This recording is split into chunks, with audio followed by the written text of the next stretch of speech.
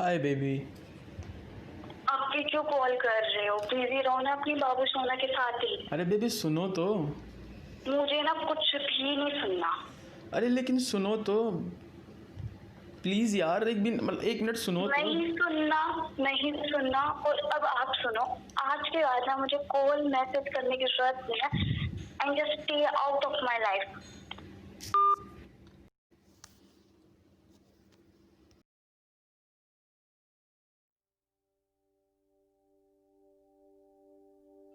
Relationship में understanding होना बहुत ज़रूरी है, ये बात हम सब जानते हैं। लेकिन फिर भी हम क्या करते हैं, ईगो को बीच में ले आते हैं। और इस ईगो की वजह से एक छोटा सा इशू भी इतना बड़ा इशू बन जाता है जिसका हमें अंदाज़ा भी नहीं है।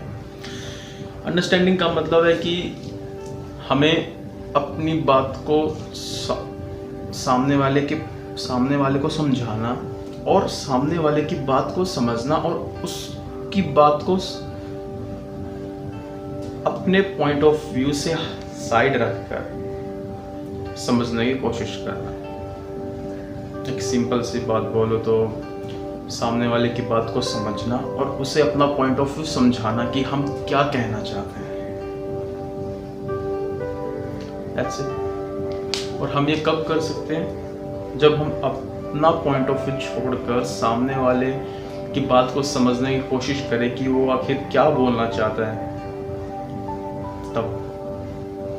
लेकिन हमें एक ईगो है, हम सभी में ईगो एक ऐसी चीज़ है जहाँ पर ये ईगो आ गई ना, तो वहाँ पे रिलेशनशिप का टूटना, चाहे रिलेशनशिप हो चाहे बिजनेस चाहे कुछ भी हो, जहाँ पे ये ईगो आ गई वहाँ पे उस चीज़ का टूटना एक सेंस है। मतलब एक वो चीज़ खराब होनी ही होनी है, चाहे हम कितनी भी कोशिश क्यों ना कर ले उसको बचाने की। फिर जहाँ पे ईगो होगी वहाँ पे वो चीज़ टूटेगी, सीधी सी बात।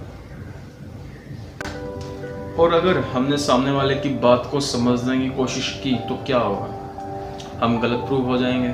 और अगर गलत प्रूव हो गए तो ईगो, जो हमारे सबके अंदर एक ईगो है, वो ईगो हर्ट नहीं हो जाएगी। और अगर हर्ट हो गई तो फिर हम सोचते हैं कि मैं उसके साथ ये कर दूंगा, मैं उसके साथ वो कर दूंगा।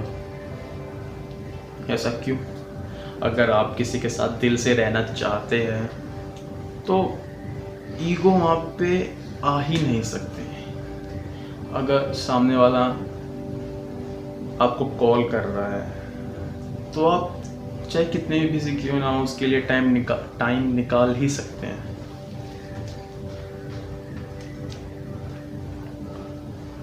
हमें सामने वाले के बेसिक नेचर को समझना बहुत ज़रूरी है। अपने पॉइंट ऑफ व्यू को जब हम छोड़ सकते हैं तभी हम सामने वाले के बेसिक नेचर को समझ सकते हैं। अगर हम सिग्नेचर को समझेंगे ही नहीं और उसके अनअकॉर्डिंग हम बातें बोलेंगे या कुछ भी बोलेंगे तो सामने वाले से अनएक्सपेक्टेड रिएक्शंस होना एक लॉजिकली सी बात है। एक सेंस है, उसकी तरफ से गलत रिएक्शन आना ही आना है, चाहे हम फिर कितने भी सही क्यों ना बोल रहे हो। छोटी सी बात का इशू इतना बड़ा इशू बन सकता है जिसका हमें अंदाज़ा भी नहीं है। अक्सर जो लोग 4 साल से 5 साल से रिलेशनशिप में होते हैं बोल देते हैं कि मैं अभी भी उससे प्यार करती हूँ, मैं अभी भी उससे प्यार करता हूँ, चाहे सामने वाला उन्हें चीट ही क्यों ना कर रहा हो, उसके अकॉर्डिंग वो सही है। इतना भी ट्रस्ट होना कुछ खराब ही है देखा जाए तो, क्योंकि अगर आपके साथ वो चीट कर रहा है किसी और लड़की के साथ या लड़के के साथ, अगर वो चीट कर रही है सॉरी, तो फिर भी आप ट्रस्ट कर रहे हो। और अगर कोई थर्ड पर्सन आके उस बात को आपको समझाने की कोशिश कर रहा है कि ये उसके साथ एंड आपके साथ दोनों के साथ चीट कर रहा है और फिर भी आप बोलते रहते हो कि मैं उससे प्यार करती हूँ या प्यार करता हूँ, ऐसा क्यों? हाँ, माना कि आपका रिलेशन 4 साल या 5 साल से चला हुआ था, लेकिन दैट डजंट मीन कि आप अपनी लाइफ तो रुइन करेंगे ही और सामने वाले की भी, थर्ड पर्सन की लाइफ को भी रुइन करेंगे। समझ रहे हैं? अगर अंडरस्टैंडिंग का मतलब है अपनी बात को सामने वाले को समझाना और सामने वाले की बात को समझना और उसे समझाना। Is like understanding means rising above from the right and wrong. अगर इसे एक लाइव एग्जांपल के थ्रू समझे, जैसे कि 4 साल से अगर कोई एक ड्राइवर है और उसको काफ़ी एक्सपीरियंसड है कार को चलाने के, हम उसे अगर मॉर्निंग में या आफ्टरनून में बोल दे कि आप ड्राइविंग कीजिए इतनी स्पीड से, 200 की स्पीड से, तो कॉन्फिडेंटली चला लेगा ऑब्वियसली। लेकिन अगर हम उसी बात को रात में बोल दें उस ड्राइवर को कि आप रात में इसको 200 की स्पीड चलाइए, चाहे वो कितना भी एक्सपीरियंस्ड क्यों ना हो, लेकिन रात में उसको डर लगेगा ही लगेगा, उसमें उतना कॉन्फिडेंस नहीं रहेगा।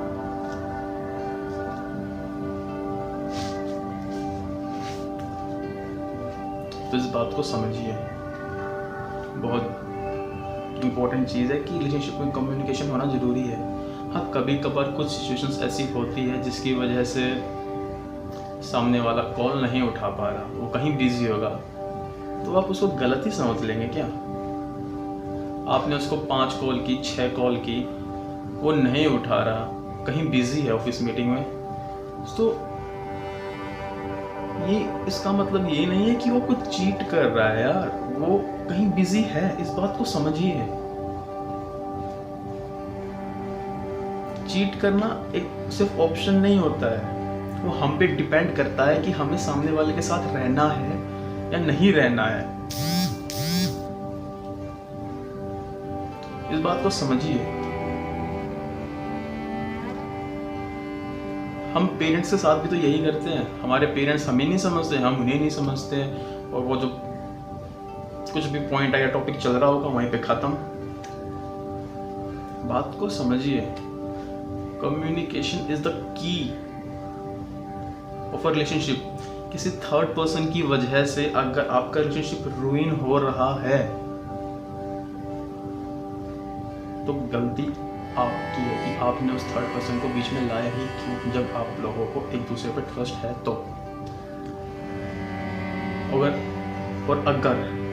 थर्ड पर्सन आ भी रहा है तो उसकी बात को पहले समझिए, सुनिए, फिर आप दोनों डिस्कस कीजिए। लेकिन अगर थर्ड पर्सन भी आपको प्रूफ दे रहा है कि ये बंदा या ये बंदी उस इंसान को चीट कर रहे हैं, तब तो ट्रस्ट कर ही सकते हैं ना, तब किस बात का प्यार है? फिर तो वो प्यार ही नहीं करता। आज आपको आई लव यू बोल रहा है, कल किसी और को लव यू बोल रहा है, परसों किसी और को लव यू बोल रहा है, ऐसा चलता ही रहेगा, तो फिर कैसे? कुछ लड़के और लड़कियां तो इतने ज़्यादा सीधे और मतलब दिल के अच्छे होते हैं ना कि कुछ भी कर लें, हम उन्हें चाहकर भी हर्ट नहीं कर पाते या उन्हें छोड़ नहीं पाते हैं, लेकिन फिर भी हम उनके साथ एक टाइम आने पर खेल ही जाते हैं। सभी नहीं, मतलब रेयर केसेस बोल रहा हूँ, सिर्फ सबको मैं पॉइंट आउट नहीं कर रहा हूँ। तो आप जिसके साथ है उसके साथ लॉयल रहिए, बात कीजिए, खुश रहिए। कोई भी इशू है तो आप लोग आपस में बात करके सॉल्व कर लीजिए। मैं सिर्फ ये बताना चाह रहा हूँ कि